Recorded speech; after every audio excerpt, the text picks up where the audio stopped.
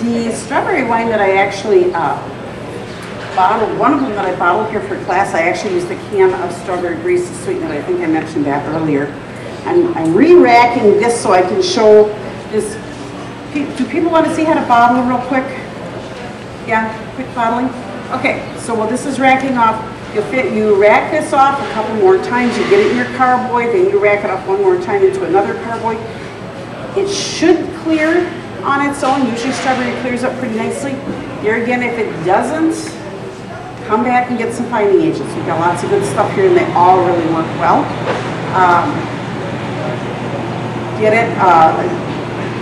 With any fruit wine, what you need to do, the biggest thing is doing the front end right. It sits there for a number of months. You're not doing much of anything with it. Just make sure that it doesn't have a real thick layer of sediment on the bottom because that's dead leaves and it can kind of throw some of the flavors off a little bit. So you want to not have too much sediment.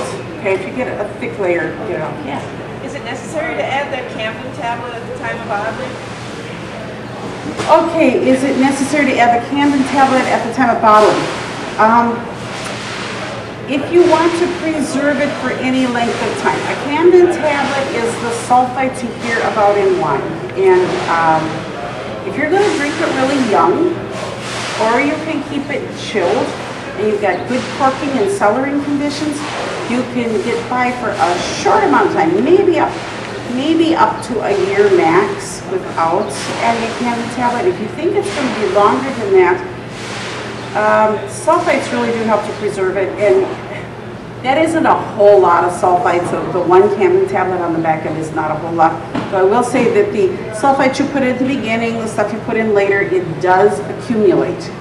With grape wines, we're often doing additions throughout the process because it might be a year to 2 years before you ever get it in a bottle.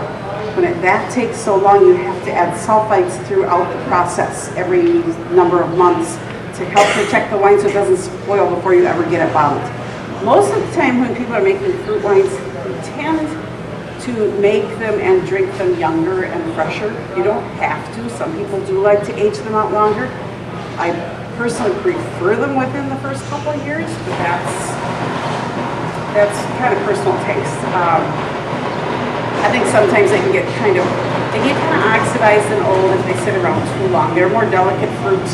The grapes have so much tannin and oak and things like that that helps protect the character of the wine for a much longer amount of time. So it kind of depends on what you want to do, Diane. I would say that's if you don't like sulfites or if you have problems with sulfites, then I would say don't put it in. But make sure that you really take care of it and watch it closely, and as soon as you can taste that it's starting to turn, just sit down and drink the whole rest of it. Have a party. Have a wine party and use it up because it doesn't have the shelf life. Okay, that's what I do. Is there something you can use instead of that? He's asking if there's anything you can use instead of that. There's not a whole lot out there. That's they do different things like the sulfite and neither one. I personally don't like using either of those all that much, but I use a small amount. I will tell you my pomegranate wine story because it was totally organic and I was using lemon juice and I was using tea bags and I did everything just the way I should and I let it sit. I literally seemed like forever. It just sat and sat and sat. There are a couple things okay, well, I'll finish the pomegranates. First, I finally corked it after a lot of months. And about 3 months later, did start blowing corks because I didn't kill off that final little bit of residual yeast that was in there. You probably, if you don't use a sulfite in a sorbet, you probably also don't want to do any back sweetening. That's another thing. So if you do want a little sweeter, you also need to do something. Sometimes people will take and do kind of what they call a cold crash. You can take the whole mess out to your garage or to your freezer for a little, well, not long enough to freeze it, but to just get it really, really cold. Our garages work really well in the winter because we live in Minnesota. So you can leave it out there like at 29 degrees for a few weeks, and sometimes it will definitely stop the ferment for a while. Sometimes when you bring it back in, it warms up, it will start to ferment again, which is a little bit of a problem, and that's when your cork's full. So that's why sulfites and sorbates get used so much, so you don't have this big mess of blowing corks. The other thing I will say on sulfites and sorbates, they both have kind of a delicate shelf life. So if you have had them sitting around or you inherited them from your grandfather, throw them away. 1 year max, a lot of people even say 6 months. So and we go through so much here at Midwest because we sell so much stuff. But when you buy a bottle, just put a date on it, by the month and year, and when that time's up, instead of testing the waters, because I had that also happen. That was the elderberry wine story, where I knew I'd stabilized it. I did everything just right, and I actually ended up with elderberry champagne for New Year's, and that was because it started to re-ferment in the bottle, and I thought, how can that be? I used my sulfites and sorbates, and then I realized they were probably a little bit old. So if you want to be assured that you're not going to have a big mess in your basement, that's the reason for using them. Okay? Other questions? Oh, I was going to show you how to just do a couple bottles. We're going to bottle wine really fast here, and then we're going to taste wine. We need to take more time with that. Okay. Let's see. I'm going to grab. Okay, first we've got this little gadget here. Can you guys see this? It's called a bottling tray and a sulfiter. You don't have to have one of these. You can take your wine bottles, you take a sanitizer solution. A lot of times people will take a sulfite solution, but a strong one. It's the same kind of stuff you put in the wine. You can make a solution out of, pour it from bottle to bottle, and drain them out. And if you don't have something like this, you can funnel it into your bottles. You can drain them upside down in the bottom rack of your dishwasher, or even, we used to put it upside down in the wine cases, just so you can drain out a little bit. It needs to be dry. That gives a little coating of a sulfite solution. Then when you fill your bottles, that's a little added protection. A lot of people still go with the one step. That is just, seems to be just fine, although it's not an official sanitizer. It seems to, I've never had a batch go bad using that. I make a lot of wine, okay? The handy thing, if you're making a bunch of wine, you probably do want one of these because they're so easy to use. Can you guys see in the mirror what I'm doing? Okay, it is, you put either your sulfite solution or your one step right in this container, and it's got a spring-loaded base. So when you push on it like that, it just shoots the solution up through the bottle. Okay, so you get a nice clean bottle, drop it on the tree, and in just a few minutes you can have, you know, all your bottles sanitized, drained out, ready to go. And if you're doing 1 gallon of fruit wine, you're going to get 5 bottles out of that. Okay. If you're doing a 5-gallon batch, you'll have 25 bottles. All right. I don't know if this is, that was one thing I was worried about. This is my shelf got a little taller. We had to block it up because the wheels were bending. Okay, so to fill your wine bottles, I use the auto siphon, a siphon hose. This little gadget is called a gravity feed bottle filler. Works really slick. I just put that on the other end of the hose. And I think this is very eager. I don't even have to pump it. It's going to go all by itself here. This is can you all see this? Or not? If you can't see it, step up here because I can't move it. Now this, look at, I didn't even pump it, it just starts. Anyway, what it does is got a little needle on the bottom that lifts up, so when it's sitting on the bottom of the bottle, it'll just let it fill. You have to watch it. When it gets right to the top, if you lift the bottle filler out, it'll leave just enough headspace for a cork. Just like that, okay? It's a lot easier than when I used to do it, and I'd be putting my thumb over the end of the hose, or I'd have the hose in my mouth. I mean, it was just like, I'm drinking more than I'm bottling, you know. It was fun, but we didn't have as much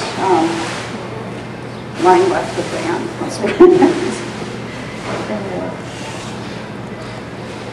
Just like that. That's about all there is to it. So then you take them and you need to cork them. And I'll show you just a couple quick corking techniques.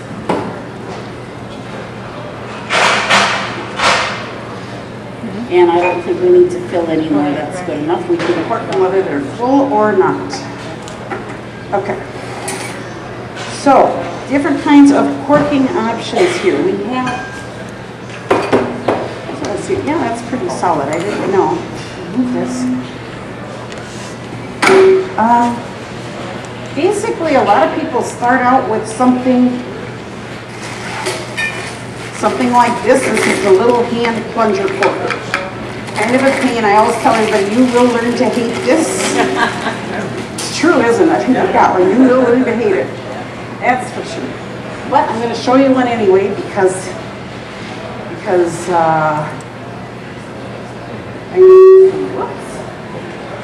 I'm looking for my rubber mallet. Here it is under the papers. Because I don't get far in corking things with a little hand corker without a rubber mallet. That is the only thing that really makes it possible. Okay, so you put your cork in there. And if you're using any kind of a hand corker, just use a number 8 cork. There are different sizes of corks. Bigger corks hold for longer term aging, better cellaring conditions. But if you're using any of these hand corkers, there's this one. This is another popular one, a double lever corker. A lot of people have that. It's also double people, I kind of feel like. One person holds the bottle, the other one to cork it. But I'll try and do one of each of a few times. Break the top up. Okay, it's corked. So with a mallet, it works pretty well. Another one I like, if I can find, there's a little thing we have called a Zork. If you don't have any corker at all, this works really quite well. It actually holds for about 4 years, and you don't even need to lay it on its side. Anytime you're using a natural cork, you want to lay the bottle down, keep the cork moist so it doesn't start to leak. This little fellow, you just pound it on like that. Yep, it's on all the way. That'll hold for 4 years, just like that. And then when you open it, you just pull a tear strip. You got like a tasting cork. So that works quite well. When, especially when you're starting out, you don't know what corker you want. When a lot of us, most people, start out valiantly with that little plunger corker, and then they come and they say, I hate that. So then they come back and we get set up with a floor corker. Which I always tell you, eventually, if you're making a lot of wine, you will end up with a floor corker, right? I mean, you just do. You can't help it. So with these, you can use, this one's only, I think it's $63 these days. Well, all you have to do is just pop it in like that. So that's pretty easy. And there's only one adjustment on that, and that is right here to adjust the depth of the cork in the bottle. Right down here on that. So that works really well. The other one I have here, oh man, I took this off the floor and I see there's a cork stuck in it. So I don't know if I want to deal, I don't think I'll deal with that, I might break something. But basically, it grabs onto the neck, but I usually have one person hold the bottle. I feel like I try to see if I get in trouble. And I got it in anyway. It's not great, but most people can't even get it in alone, but I've done a lot of them. So those are 4 different ways of corking. So even if you're going really front end, you're making your first 1 gallon batch, I would almost say, oh, just get some Zorks or something, and then think about it and maybe just jump right into the floor corker when you get to that level. Don't you think? Yeah. Because everybody buys this one and then they buy, you know, it's like first you start with a gerbil and then you start with a kitty and then you end up with a dog and then you have a horse. So yeah, it's kind of a progression. Anyway, all right. So we've got a quart. You can do lots of pretty labeling. You put PVC capsules on, lay them down to keep the cork wet. Let them age if you can. I mean, everything tastes better if it ages for a while. So if it gets 6 months helps. A year is even better. If you've got it sulfited. If you don't have it sulfited, then you just need to sit down and drink it. Okay? Now this one, let's see, where was I at on this? I put everything in that I needed. The apple juice or not? Nope, I'm not going to add the apple juice to this. I set the apple juice out to remind myself to tell you that you can use this as, I could easily put this in there for added flavor. That'd be useful.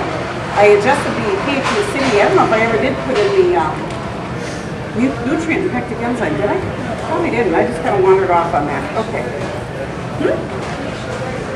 Sugar and then the acid blend. So the other thing you could do on that one is to just add in your the teaspoon of yeast nutrient. I'll do that real quick. How is our yeast coming over here? Well, it's not looking foamy, but it's definitely dissolved. So before I go any further, I'm going to scoop a small amount of juice into this. See if we can feed it a little better, make it look better. Before you're done drinking wine, you'll have, hopefully that'll be a little bit foamed up. If you use champagne yeast, will you get a different taste? Yes, absolutely. She asked if you use champagne yeast, will you get different taste? You'll get different taste no matter what yeast you use. That is very true. That's why I gave you that chart. That yeast chart that I gave you was not my own. That is written by Jack Keller. I took it off the website. He's kind of does a lot of fruit wines and has his own site. So those are some of his recommendations. That doesn't mean that that is the way you have to go. I agree with some of them, others I don't. So let's see, pectic enzyme I want to put in. So just do what you think is best. If you look at the characteristics, the profiles for each kind of yeast, then you can decide for yourself. I would use red wine yeast, like an RC212 or a pasture red, on a deep red wine, raspberry, cranberry, some of those helps pull out the red characteristics. These light fruity ones, I usually use that Cote Blanc I was talking about. Let's see, what else do I have going here? I'm talking too much and not paying enough attention. A little bit of tannin in this as well. And yeah, so you can pick and choose, but it experiments a little bit. I think that's how I came up with the rhubarb the way I do it, because I did a few different test batches. I did one using white grape concentrate. I did one using letting the rhubarb sit on the fruit for all the fruit on it for like a week and a half. I thought it was just too rhubarby for me. I didn't like it like that. So then I had some other that I had taken off right away. So, you know, I do all these different test batches. That's how you figure out what you're going to like, is by doing it that way, okay? You said in place of the tanning, you could use a tea bag? You can, you know. Just Lipton tea? Or? Sure you can, yeah. She's asking if you can use tea bags instead of tannin. You can, such on fruit wines like that, or sometimes like a dandelion or marigold wine, you're using light stuff. When you drink tea, you get that little bit of dryness inside your mouth. That's the astringency. That's kind of what you're getting from the tannin. It's that little bit of astringency that adds some character to your wine. What ratio do you use? I'm sorry? What ratio? In a gallon, he's asking what ratio of tea bags. I would say if I was doing a gallon, I'd probably throw in 2 tea bags during the first week in the primary fermenter. And then I'd take them out along with them. Yeah. And some of those things you can continue to adjust up until the very end. I did an apple wine last fall, and it turned out really good. But when I had a neighbor over, and we were getting ready to bottle it, I filtered it and stuff. We decided to add just a touch of tannin to it, way at the back end like that. Just a very small amount. It did make quite a difference in the flavor. It just woke it up a little bit. So I guess I can't say enough. Just try things. Try things out, but don't just dump it in your carboy or your bucket. Just test it gently. Okay? Oh, let's see. What else haven't I covered? I always skip around so much. Okay, why don't I pull out some wines here, and I'm going to, first let's show them to you. And